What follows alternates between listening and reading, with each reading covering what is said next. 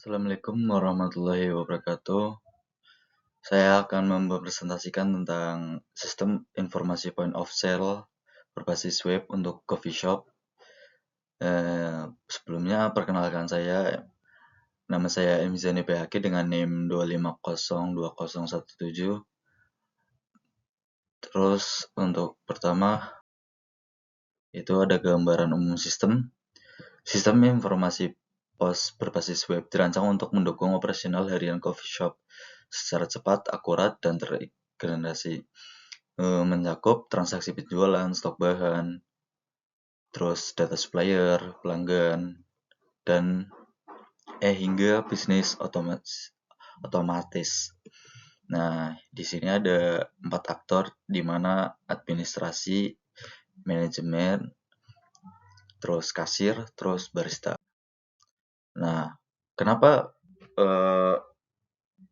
pos coffee shop ini dibuat? Karena berlatar belakangan dengan permasalahan pencatatan transaksi masih manual, aplikasi umum yang tidak sesuai dengan kebutuhan kedai kopi, terus stok bahan baku, kopi, susu dan gula, sirup, sulit dipantau secara real time, rawan kehabisan stok saat keadaan coffee shop saat ramai. Terus belum ada sistem terintegrasi untuk mencatat hubungan utang ke supplier bahan baku, laporan penjualan harian, mingguan, sampai bulanan tidak dapat dihasilkan secara otomatis. Terus data menu, supplier, dan pelanggan tidak tersimpan terstruktur dalam satu basis data. Terus proses return barang, supplier maupun pelanggan tidak terdokumentasi dengan baik. Terus batasan masalah sampai tujuannya itu ada pertama di batasan masalah itu single outlet, belum multi cabang. Yang kedua berjalan pada jaringan lokal atau local host. Terus 4 peran pengguna admin, manajer, kasir, dan barista. Terus tanpa modul produksi, resep otomatis, laporan tampilan web atau Excel, tanpa reversi meja, loyalty point, atau e-wallet Grace, dan backup restore database dilakukan secara manual. Terus tujuan pengembangan itu ada mempercepat dan manufaktur transaksi penjualan, menjual stok bahan baku, dan secara real time. Terus sentralisasi data supplier dan pelanggan tetap, mengelola hutang supplier dan piutang pelanggan, laporan penjualan, stok, laba, dan pembelian otomatis antarmuka kasir dan intuitif yang cepat, meningkatkan efisiensi, minim kesalahan pencatatan. Terus ada metode pengembangan dengan metode waterfall. Kenapa saya memilih dengan metode waterfall? Karena dipilih dengan kebutuhan sistem pos yang telah terdefinisi sejak awal. Terus ada analisis kebutuhan, desain sistem, implementasi, pengujian, dan pemeliharaan. Terus aktor sistemnya itu ada 4 aktor. Yang pertama admin atau pemilik, terus manajer operasional, terus kasir, dan terus use case per aktor itu administrator itu mengelola use case, kelola menu, bahan baku, data supplier, data customer, pembelian, penjualan, laporan user setting, backup, dan restore. Terus manajer operasional itu lihat, cetak laporan, penjualan dan laba dan stok. Terus kasir transaksi, terus return pesanan, cari menu dan bahan, terus lihat antrian.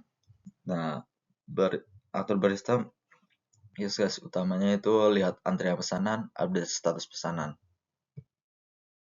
Terus alur pos kasir itu di sini ada kasir pertama cari dan pilih menu, terus tambahan ke pesanan, input pembayaran, cetak struk dan kirim pesanan, tunggu status pesanan, terus serahkan ke pelanggan.